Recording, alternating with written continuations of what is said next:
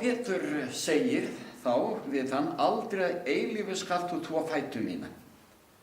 Jesús svaraði, ef ég þvæ þér ekki áttu enga samleið með mér. Hugsaðu ykkur, Pétur varð að hlýða.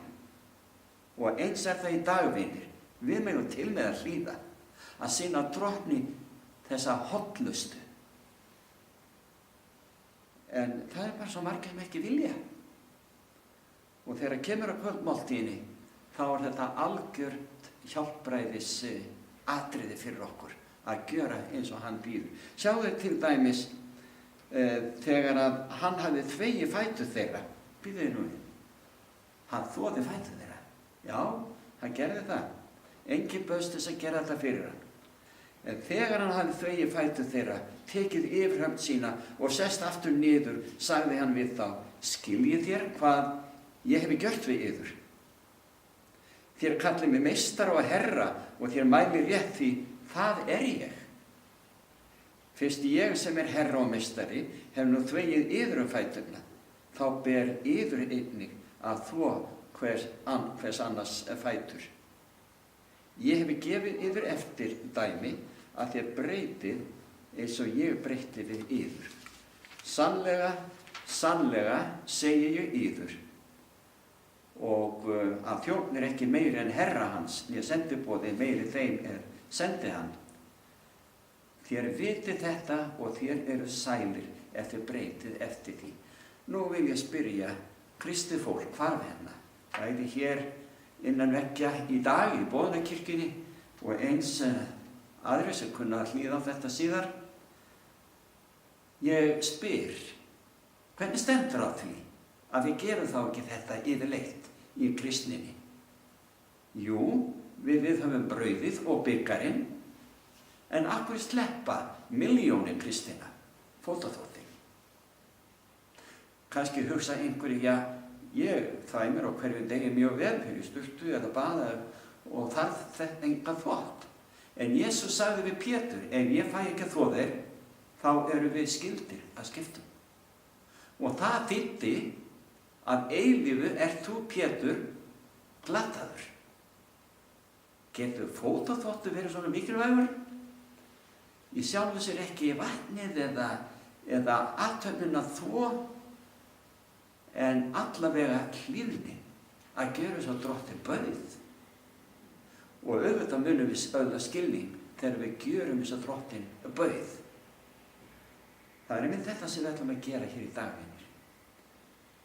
Að gera eins og Drottinn bauð, að þvo hvert öðru fæturna. Þetta er kannski auðmýkjandi fyrir suma, að krjúpa niður og lauga fætur einhvers. Ég hef oft þvegið fætur fólks í heitum löndum, einmitt í svona drottinlegri máltíð.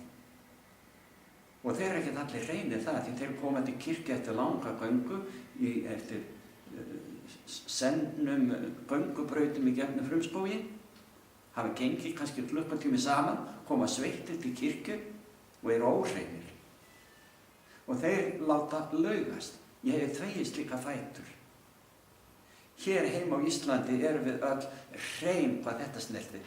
Við göngum í skóm og erum í sokkum og búum vel hvað þetta snertir.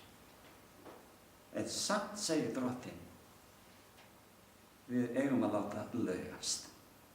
Því að þannig lærum við auðmýkt, undirgefni og að tileinka okkur þjónustulund. Það er ekki hægt að vera illa við einhvern mann eða konu sem þú hefur þvegið fæturnar á. Ég tala ekki ef einhver misklíð á milli ykkar og þið komið saman á kvöldmáltíð og þið skiptist á að þvo hvort öðru fæturnar.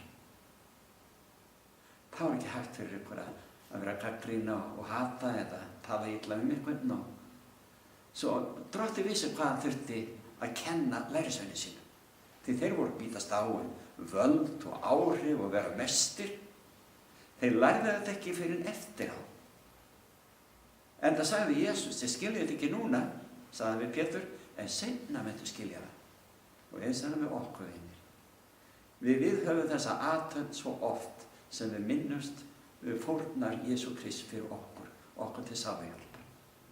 Við munum nú ganga til fótaþvottar og koma hérna inn aftur og þá munum við meðtaka brauðinu sem táknar brotið líkama Krists og af víninu sem í bikarnum, ómengað vín, hreinn ávaxta eða vínberja lögur.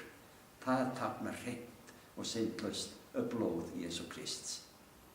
Við skulum ganga til þessar athafnar.